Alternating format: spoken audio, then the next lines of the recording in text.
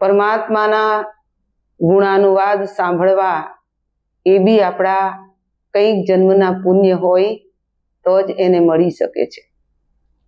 કેમ કે ભગવાનને ઓળખવા, ભગવાનને જોવા, એ ભગવાનના સ્વરૂપના દર્શન કરવા માટે જ્ઞાનીઓ, સાધુ સંતો કે છે કેટલી તપસ્યા કરતા હોય છે, ત્યારે પ્રભુનું સ્વરૂપ ઓળખાય છે. ભગવાન સર્વત્ર છે, કણકણમાં છે, સર્વવ્યાપક છે. તો એ સર્વવ્યાપક પરમાત્માને જોવા માટે શું કરવું જોઈએ? જ્ઞાનીઓ કે છે ને કે અંતરની આંખને ઉઘાડવી જોઈએ. અને જ્યારે સમદ્રષ્ટિ થાય છે અને અંતરની આંખ ખુલે છે, ત્યારે જીવ અને શિવ એક બને અને એને દિવ્ય દ્રષ્ટિ મળે છે. ભગવાનમાં ભેદ નથી, ભગવાન તો સર્વત્ર છે. જ્યોતિ સ્વરૂપ કયો, નિરાકાર કયો, નિર્ગુણ કયો, પણ નિર્ગુણ નિરાકાર જ્યોતિ સ્વરૂપના દર્શન માટે તો પહેલા પ્રથમ તો આપણે સાકાર મહાન પુરુષની ઓળખ કરવી પડશે. એક રાજ્યની અંદર એક રાજા હતા. એ રાજા ભગવાન કૃષ્ણના અનન્ય ભક્ત હતા અને એના જ રાજ્યમાં એક સોની રહેતો હતો. અને સોની જે હતો એ ભગવાન રામનો અનન્ય ભક્ત હતો. તો એ સોની એટલું સરસ મુકુટ બનાવતો હતો, દેશ વિદેશની અંદર એની ચર્ચા થતી હતી. બહુ સારું મુકુટ બનાવતો હતો. તો રાજાને જ્યારે ખબર પડી તો રાજા કે છે કે એના સિપાહીઓને મોકલીને સોનીને બોલાવવા માટે મોકલે છે કે ભાઈ મારે મારા કૃષ્ણ માટે સુંદર જળાવ સરસ મજાનો મુકુટ બનાવવાનો છે, ભગવાન કૃષ્ણનો. જ્યારે સોનીએ સાંભળ્યું કે ભગવાન કૃષ્ણનો મુકુટ બનાવવાનો છે, એટલે એને કીધું કે હું તો કે છે સપનામાં બી બીજા દેવી દેવતાને જોતો નથી, ભગવાન કૃષ્ણનો મુકુટ બનાવવાનો કેવી રીતના મુકુટ બનાવીશ? એનું માપ તો લેવું જ પડે, એને જોવું પડે. બહુ મૂંઝાવા લાગ્યા, એટલા બધા ઉદાસ થઈ ગયા, દુઃખી થઈ ગયા. તો એમના ધર્મ પત્ની વિચાર કરે, ખૂબ કે છે દુઃખી છે, એનું કારણ શું છે? પૂછવું જોઈશે. ત્યારે સોની ને પૂછ્યું એમના પત્નીએ, તો એને બતાવ્યું કે રાજાએ મને બોલાવ્યો છે, સોના જડિત મુકુટ બનાવવાનો છે, પણ એ કૃષ્ણનો છે અને હું રામનો પૂજારી છું, એટલે કે મારે તો એને જોવું પડશે, અને તો સપનામાં બી જોતો નથી. ત્યારે એની પત્ની એને સમજણ આપે છે કે ભગવાનનું સ્વરૂપ એક જ હોય છે, ભેદ આપણી અંદર હોય છે, મનની અંદર. ત્યારે એની પત્ની એમ કે છે, જો તમે જ્યારે ત્યાં જશો અને જ્યારે મુકુટ બનાવવાની વાત થાય અને જ્યાં માપ લેવાનું હોય તો આંખ પર પટ્ટી બાંધી દેજો, અને આંખ પર પટ્ટી બાંધીને પછી મતલબ તમે એનું માપ લેજો. એને વાત ગમી ગઈ અને ગયા રાજ્યમાં, રાજાના દરબારમાં. રાજાએ કીધું કે ભાઈ મારે કૃષ્ણનો કે છે રત્ન જડિત મુકુટ બનાવવાનો છે અને એનું માપ લેવાનું છે. તો જે સોની હતો એને રાજાને કહી દીધું, કાંઈ વાંધો નહીં, હું લઈ લઈશ.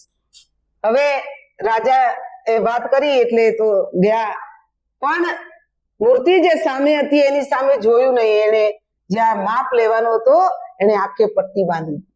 આંખે પટ્ટી બાંધી અને એ માપ લેવા માટે જ્યારે એમને સ્પર્શ કરે તો એને એવો અનુભવ થયો કે ખરેખર આ મારા રામ છે, આ તો મારા રામ છે.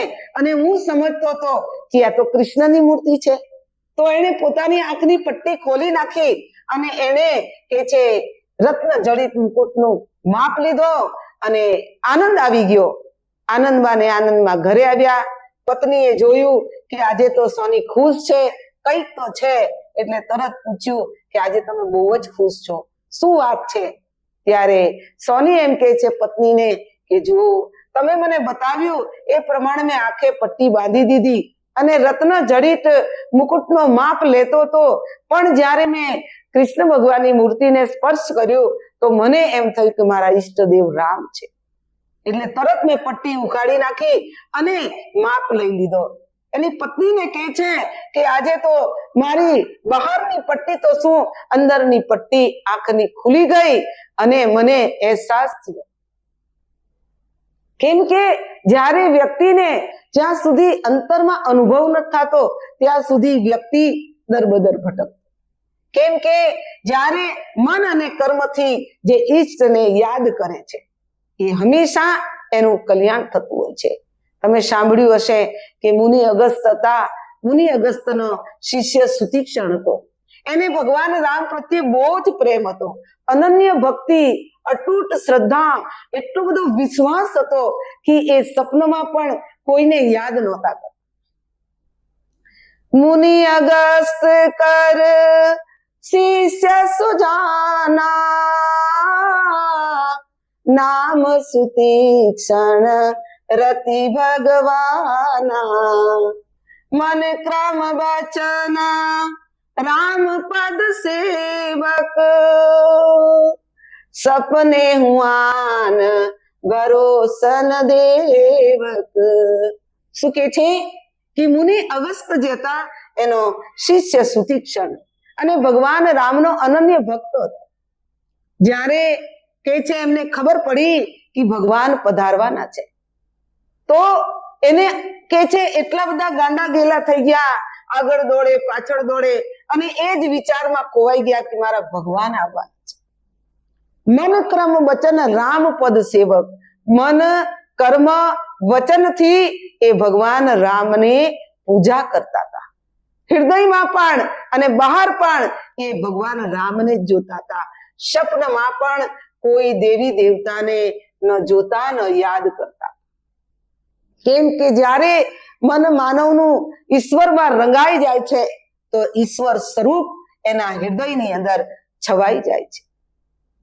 તો સંત જ્ઞાની એમ કે છે કે જ્યારે જીવ ભક્તિમાં, જ્ઞાનમાં, રૂપમાં એ છે પરમાત્માના નામમાં ઓતપ્રોત થઈ જાય છે ત્યારે એ માનવ જીવન ધન્ય બની જાય.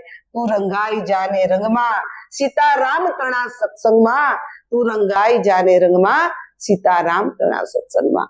કે ભાઈ એ નામનો રંગ જો જીવને લાગી જાય, એ સ્વરૂપનું જ્ઞાન થઈ જાય પછી એ જીવ ક્યાંય ભટકતો નથી.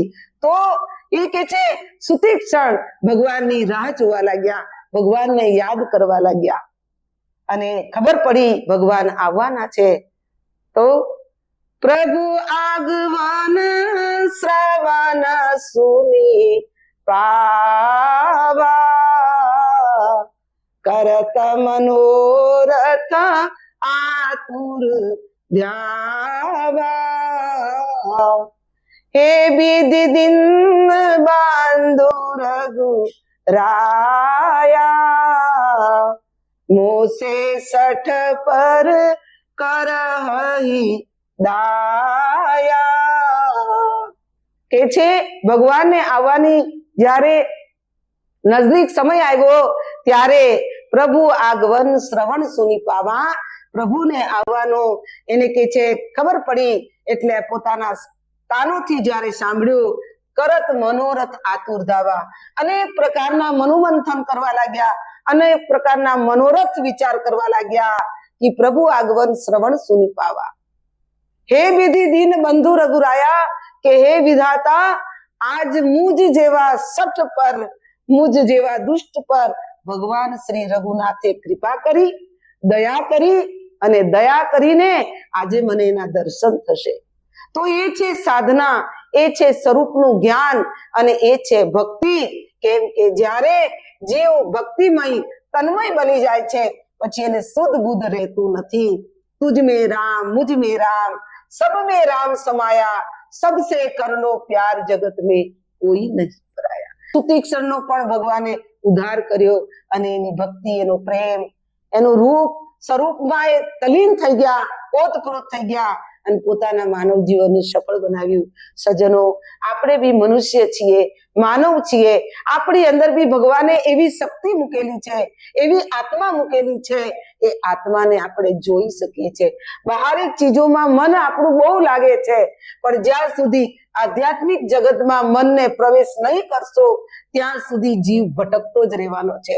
માટે આ માનવ ઉત્થાન સેવા સમિતિ એવું એક સ્થાન છે જ્યાં માનવ ધર્મના પ્રણેતા સદગુરુદેવ શ્રી સતપાલજી મહારાજ જેઓ આ ઝુંબેશ ઉઠાવી રહ્યા છે કે હર ઘરની અંદર, હર માનવના ઘટની અંદર આ પરમપિતા પરમાત્માની જ્યોતિ હર ઘટની અંદર પ્રજ્વલિત થાય એવી એમની અભિલાષા, ઈચ્છા છે.